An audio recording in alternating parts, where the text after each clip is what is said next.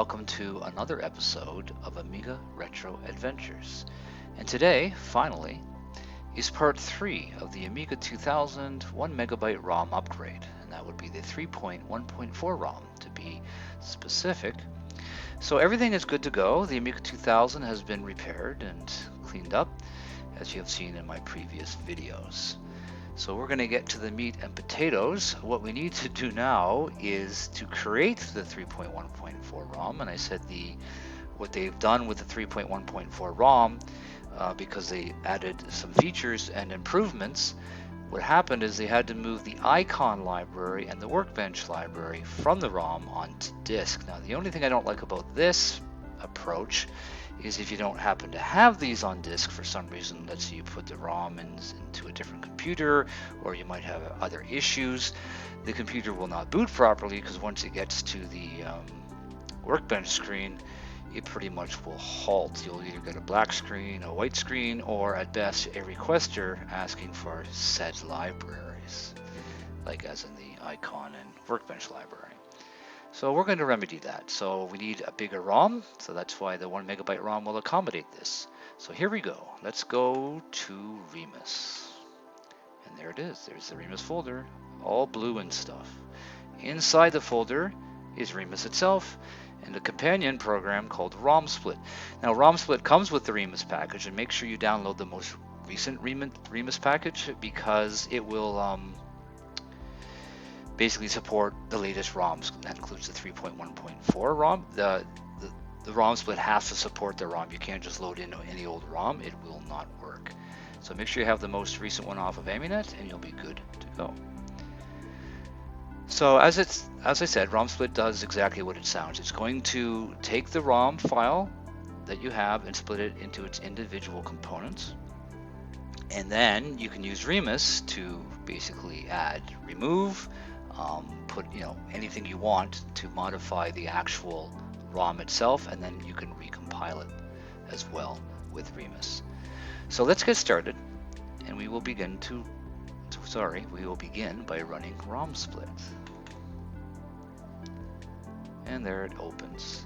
So you don't have to worry about grab ROM. That basically means it grabs the ROM from the kickstart, like from the actual computer, which you don't care about, or you can load a ROM from a kickstart disk if you, let's say, 1.1 or 1.2 from an Amiga 1000 or something to that effect. You wanted to make a physical ROM.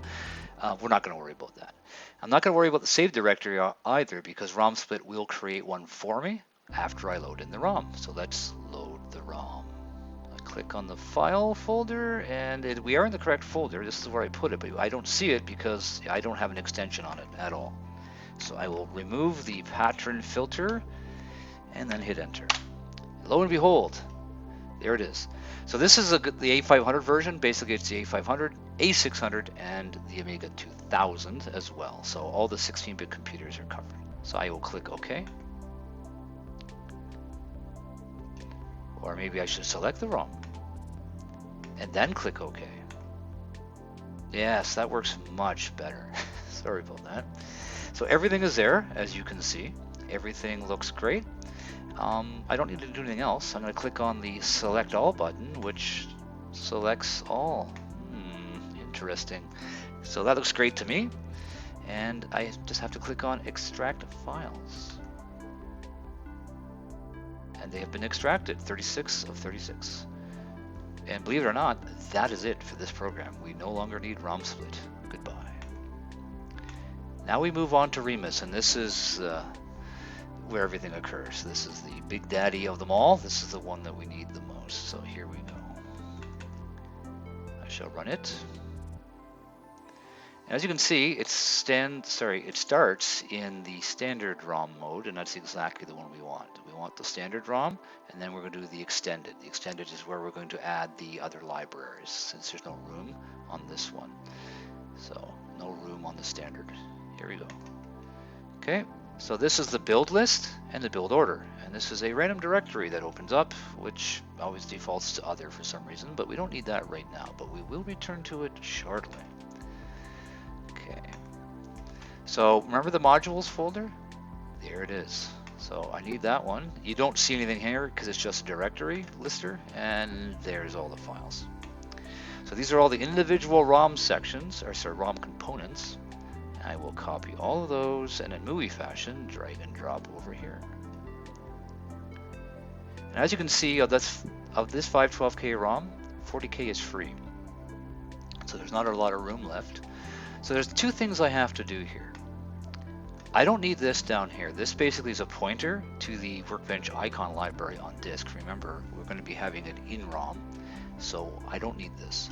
So I'm going to remove it. It's gone. But we do have enough room to put the icon library on here. I don't have to put it on the extended part, so why not fill this up the best we can?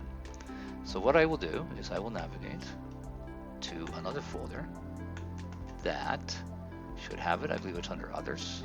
Click OK, and there we go. So you'll notice there's 3 icon libraries in here. This is just the 68,000 version of that one, which I'm not going to use because this is no 40, but whatever. This icon library is the one that comes with 3.1.4. Now, normally this would not be an issue to copy this over here and use it. The problem is I'm running my CyberGrafx 64-bit card from Phase 5, my RTG card, retargetable graphics. Unfortunately, it does not work well. They do not play well together. So if I have this icon library in this ROM, once it gets to Workbench, it will promptly crash. Now, if I use this one, which is an awesome library, it's a third party. It's made by a third-party developer, and it's updated several times a year, and it works great. It works with every Kickstart I've ever tried. It's basically an optimized assembler version of the icon library. Backwards compatible with all Kickstarts. It works great, so why not use this one? And it works fine. As you can see right now, I'm running CyberGrafx right here. It works perfect. So I'm going to copy this one over, and I got to make sure I put it alphabetically just to make sure, so it'll fit right under the graphics. Sorry, right under the graphics library. There you go, because icon is before input. So that is good, and everything is in order, or is it? I need one more thing to do. I have to add something under the exec library. And that is, of course, in another folder. I believe I have it in the BlizzKick folder. This. This tells the exec library that there is an extended ROM. So it knows to look at the extended ROM address space within the ROM. That there's actually more data there, so it can actually find the libraries before trying to check on disk, if it's instructed to do so, of course. But this basically tells it, hey, there's more to this ROM than meets the eye. Please go to this other address and see if you can find what you're looking for there, roughly. Something to that effect. And that is it. And this always has to be, always, right after exec. You cannot put it anywhere else, or else it will fail to boot. It will just sit there at a black screen until the power or the silicon basically degrades inside your computer. Yes. So I'm going to save this project, and it defaults to the project folder. So I'm going to call this A2000 underscore, because that's what we're all about, 1 megabyte, and then I'm going to put standard, and then ROM. Click OK. Project file saved, okay. So we're good for that one. Now we're going to do the extended ROM. I'm just going to double check. 1 megabyte ROM after exec, good. That the Workbench underscore icon, I removed that. And the new icon library that I copied over is right here. So we're good to go. So I'm going to click on new. And now remember, we just did the standard, so we're going to do the extended. And as you can see, it defaults to that. This is the extended, and we leave everything stock. Don't touch anything. It works great. Go back to ROM contents. You notice it's added this here for you, so you don't have to do it. So we're going to escape this folder, and we're going to grab the other data that we require. I believe I have to go back to other again. Click OK. Correct. So what we have to do now is I'm going to copy this dummy CD strap. As far as I know, that's used basically for some Power PC cards like the Blizzard or Phase 5 or whatever to get it to boot properly. I don't remember the exact details, but the good thing about it, if you're not sure, just copy it anyways. If it doesn't need it, it won't use it. so it doesn't hurt. And it takes almost negligible amount of space. You see we're still at 524 kilobytes here. And now we'll copy the Workbench library over. You can see it's a fair size. It's almost 170K. There we go. That's all I need. Now you could add other add-ons like no-click, the one that silences like your floppy drives from clicking after it boots, or anything else to that, if it's compatible, of course, to be in the ROM. But for me, this is perfect the way it is. I will leave it just as so. So I'm going to save this one, my project. So and the good thing about saving a project is if I want to reuse this or re-edit it, I don't have to go through all of this again. Click Save As. Okay, click on that and steal some of this because I'm too lazy typing. I'm going to call this Extended. And that's it. Click OK. Project file saved OK. And that's it. Or is it? That is not it. Now we've saved our project, but now we have to compile these. So since I'm in here, I can click on Compile. And it's going to ask me where to compile it to. I'm just going to leave it in the open. It doesn't matter to me. I'm going to call it A2000. 1 megabyte. And this is the extended. Oh, I cannot type. Extended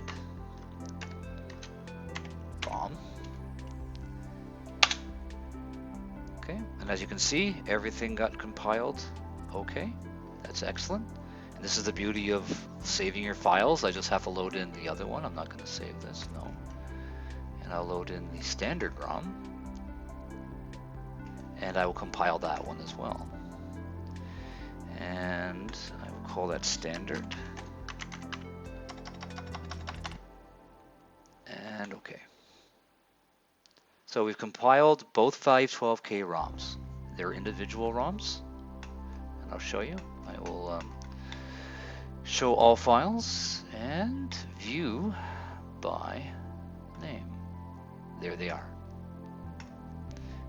Now, as you can see, there are two separate files. One's the extended, one's the standard. Now, I need to make it into one file. And once again, that's where Remus rocks. It will do that for you through the power of AREX. Yes, everyone needs AREX. And it's really easy. I shall show you. I click on AREX. And that's better. I will click on AREX and hold the button. So I want to select Make 1 megabyte ROM. And then let go. Okay, it launches the script, as you can see down here.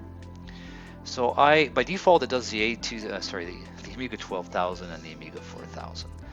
This is for the Amiga 500, 600 / 8000. Oh my goodness, it's what you're looking at. It does the Amiga 500, the Amiga 2000, or the Amiga 600. So let's click on that, shall we? Okay, and now it says select the standard 512 kilobyte F8 ROM image. F8 is the address space. We know that's the standard. Click on that, say OK. Now it wants the extended, and the extended is here. Click OK. Now it wants, what are we going to call this? So this is going to be the 1 megabyte ROM itself. So I'm going to replace this with custom. Okay, click OK. Now this is an important request here. This is a decision that you must make. How do they say that, Indiana Jones? You must choose wisely. Yes. It's asking perform byte swapping on final ROM image. If you want the image to be soft kicked, in other words, just an image file, so you have a 1 megabyte file that you can like load into a MapROM program or a Blizzard or the ACA cards or anything that will basically soft kick your Amiga, into memory and then run from there, you would select no. But I want to make actual hardware ROMs, like EEPROMs, the UV erasable ones that I have, the 1 megabyte one. So if you want to make actual hardware EEPROM, you have to always select yes. So if you have no hardware, is no. If you have hardware you want to burn, yes. So basically just think of it that way. So soft kick, no. Actual hardware, yes. So I'll click on yes to do the byte swapping. And as you can say, it has saved it as the a 2000 1 megabyte custom ROM. Okay, let's go back in here again. And there it is. So that is the ROM image that I need to flash on the PC. And that's it. So we have the two ROM chunks combined with the power of AREX into the one. And it was byte swapped because remember, it was hardware. I need hardware, so it has to be byte swapped. Softkick, you don't. And they won't work either way. If you try to reverse it, it's not going to work. So just remember that. And that's pretty much it. We are done with Remus. Goodbye, Remus. I don't care, Remus. I'm not going to save it. Bye. Excellent. It has left the building. So we're done with Remus. It worked out really well. So what we're going to do now is I'm going to head over to the PC and I'm going to grab this file, either throw it onto a high density floppy or I might just copy it over the network onto the PC, and I will meet you there and we shall burn this image. And until then, I will see you very shortly. Hello, and as you can see, I am now in the room where my computer resides. Well, at least you can see a box in the room where my computer resides. This is the TL866 Universal Programmer. Yes, it will program the universe in economical fashion. This is actually one of the cheaper units, but it works really well, and I've had quite a bit of success with it, so it's not bad. I can't remember how much I paid for it, but it's not a lot of money. But better than looking at the box, let's look at the actual item that came in the box, which is the unit right here. I think you've probably seen this in one of my previous videos, so let me zoom in on that a bit. And there we go. So yeah, like I said, it has a USB 2.0 interface, and it works just fine. When you buy the unit, it doesn't come with any software, but you do get a link to a website where you can download it. And it's referred to as the Mini Pro.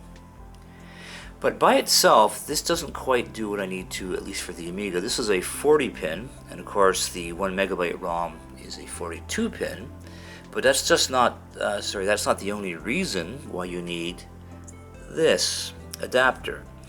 This lets you do the 27C400 and lets you program the 27C800 EPROMs that the Amiga requires. So this basically converts the required pins to what those EPROMs need.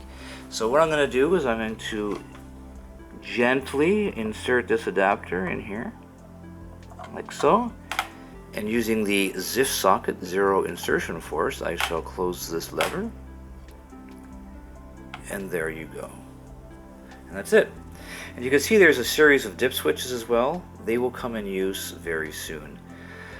So in the last video, or sorry, not last video, in the earlier part of this video, I made the 1 megabyte ROM. So basically it compiled the, joined the two ROMs, the two 512K ROMs, the extended and the standard, into one.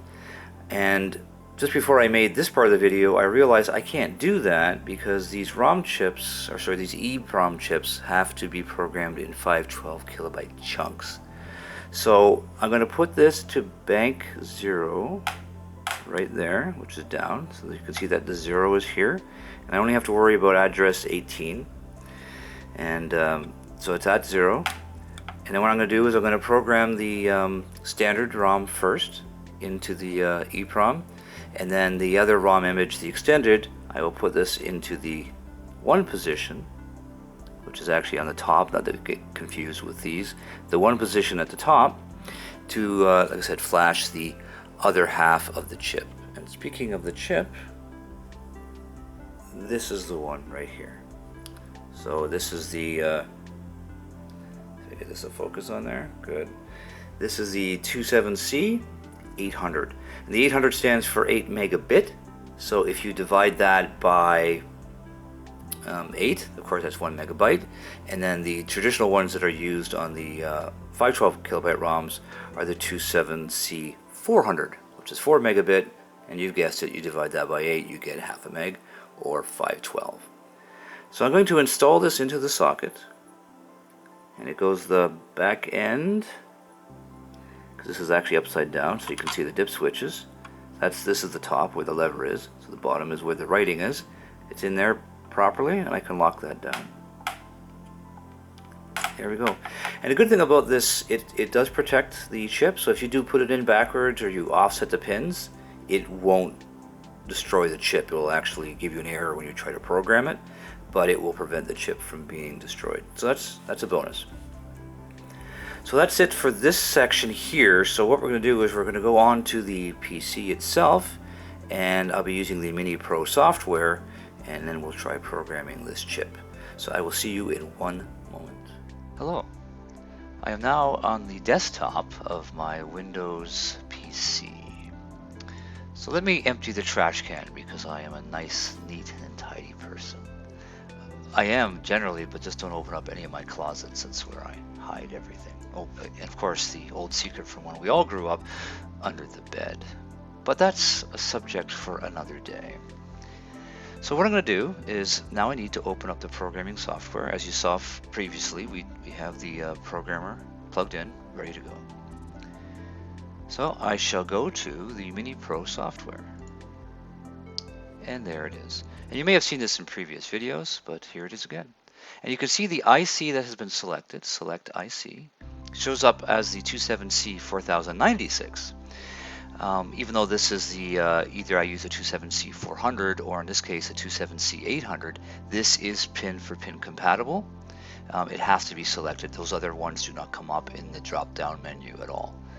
Like right here, they do not. So apparently this one works just fine, which I've had no issues with. And one thing you have to do is you have to make sure you uncheck this, because these chips are not the 4096. It will give you an error if you try to program it.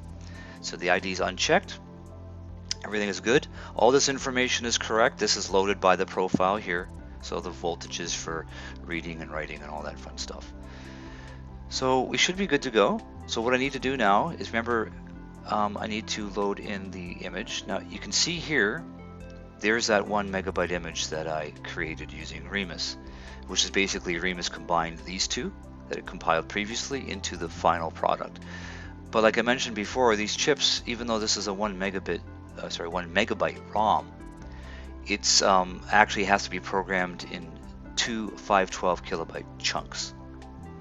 So that's why the dip switch has been set to 0 to do the first bank, and then when we're done, we'll be doing the first bank using the standard ROM, and then when that's done, I'll switch it to position 1 and program the extended ROM, and that should complete the process. So what I'll do is I'll load in the standard ROM first, click open, leave this the way it is, everything is fine, I don't have to change anything. And it's been loaded in, and you can even see the exact library versions and all that fun stuff, information in there, a bunch of gobbledygook, which of course is the ROM code. So everything is good here, it's been loaded, everything's good on the programmer. So we're going to click on the programming chip button, which is right here, and we should be good to go. I leave code memory alone, everything is stock. You don't really have to customize anything, and just click on program. And there it goes. So this is doing, like I said, the first 512 kilobyte chunk of this EEPROM, which is going to be the standard ROM. And then, like I said, I'm going to flick the switch over to the other position 1 from 0, and it will program I'll program the extended ROM. And that will be that. So I will join you at the end of this. I won't put you through hell watching this very exciting progress bar, and I'll be back shortly. Okay, so we're near the end. So once it reaches the end of programming the first block of the EEPROM, it's going to do a quick verify to make sure everything wrote okay.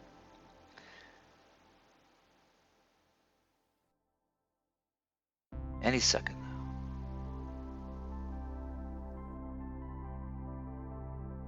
Okay, it's verifying.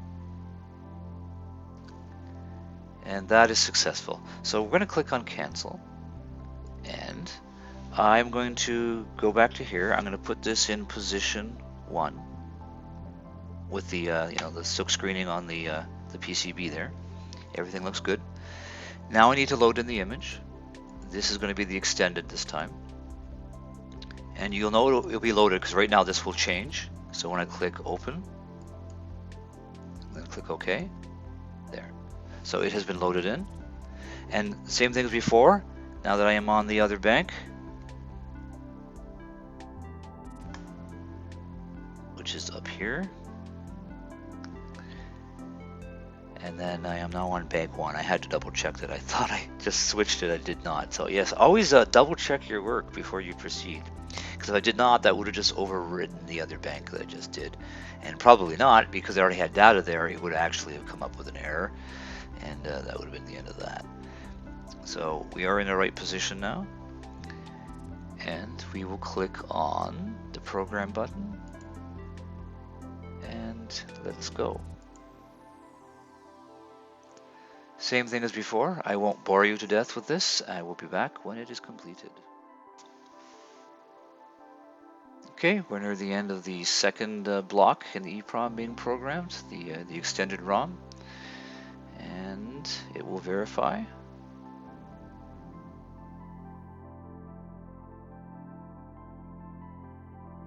And success. Excellent.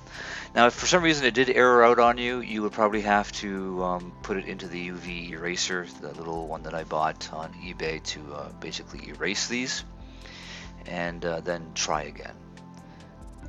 So that's it. It has been programmed. Hopefully, successfully. We will find out. So I will close everything out here, and then we will take it to the Amiga 2000, the new chip here, the new 1 megabyte ROM for the Amiga 2000, 3.1.4 of course, the latest edition, and see if it works. And I will see you shortly. Okay, so here it goes. The notch will be at the top of the socket, right here, close to the Agnes, but basically towards the back of the computer. And yes, this will work out just fine, because that's how these projects always go. So I will install this properly. No bent pins. Excuse my hands for a moment. There we go. So it is in. And one thing about ROM chips, you got to make sure that they are in properly. Okay, it is. And they're definitely not in backwards, because these things won't tolerate reverse polarity. They will die promptly, and that would be the end of that. So I'm going to turn the computer on, and in one moment anyways, I'll kind of put this somewhat back together again, and then we'll see what happens. Okay, my slightly glossy monitor here. I shall turn on the power and see if we see the kickstart screen or not. This is going to be the first time I've done this. So we'll see what happens. I haven't tried it off camera. We will witness this together. Here we go.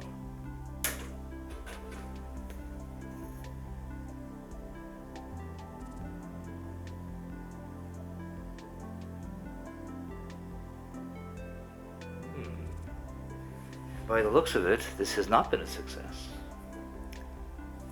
No success. I have returned. I realized the errors of my ways, and I will show you shortly, but this should have fixed the problem.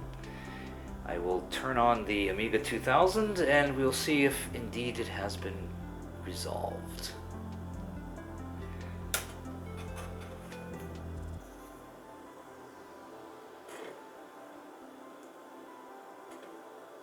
Aha! Success. 1 megabyte ROM, success. And I don't think you can see it, but I'll move that over a bit and zoom down there. Yeah, so there is the EEPROM, flashed and ready to go. So the issue that I had was, it's kind of hard to explain. What I'll do is I'll break the video right here, and I'll get this thing put back together again, and then we can, then I can show you what I did wrong. So it's pretty simple, but it needs an explanation. So I shall be back shortly. Before I close this thing up, I wanted to see the nice little sticker that I made for the ROM that now actually works. And yeah, kind of looks professional, looks neat, and I'm going to throw this thing back together and show you the mistake that I made, and hopefully you will not. And I will be back shortly. I am back, and as you can see, I am on the Amiga Workbench screen with Remus open. I am running the brand new 3.1.4 custom 1 megabyte ROM that I literally just created. And to prove it to you, if I go to the Workbench screen and select About, there you've got it, the 3.1.4 ROM, which is version 46.143. I am running OS 3.9, and I highly recommend running OS 3.9 with this new ROM. It runs very stable and gives you many features. The main thing is in ROM natively bypassing that 4 gigabyte barrier for drives. So you can put very large hard drives or solid state drives into these things, and or flash cards or SD cards, whatever, and they work just fine. So I want to show you the mistake that I made. If you remember, when I created this, I went to the AREX command, because this is having the extended ROM and the standard ROM, and then I compiled it using the make 1 megabyte ROM command. I couldn't do this. Well, I did it, but what I'm getting at is I couldn't use this because the EEPROMs, the 27C800, has to be programmed in 5 12 kilobyte chunks. So basically, I would program the standard ROM like you saw before, and then switch banks to bank 2 and program the extended ROM. So the problem is when I use this AREX command, if you recall, it asked me to do the byte swapping, make it little endian. But these, when they were compiled, they were in this mode, normal. And because I didn't use the 1 megabyte ROM that swapped everything, these were left in normal mode. So what I had to do was change it to byte swapped and then recompile. Excellent. And then I had to do the same thing with the extended ROM, which is here. And go to settings, just change that to byte swap little endian, recompile that, and that was it.